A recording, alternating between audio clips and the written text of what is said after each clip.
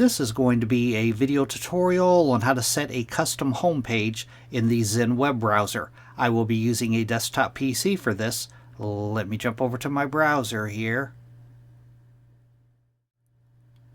I have the Zen Web Browser opened up now. To customize your home page in the Zen browser, if you look off to the upper left-hand corner, you can see I have a little icon of a house up here. If you don't see a house icon up here, I'll put a video in the description on how to enable or disable your home button. But if I click on my home button, I currently have mine connected to google.com. If I click on it, it takes me over to google.com. To customize your home button like that, first thing you want to do is open up Settings. I'm going to go off to the lower left-hand corner, down to the little gear wheel down here. I'm going to click on the gear wheel.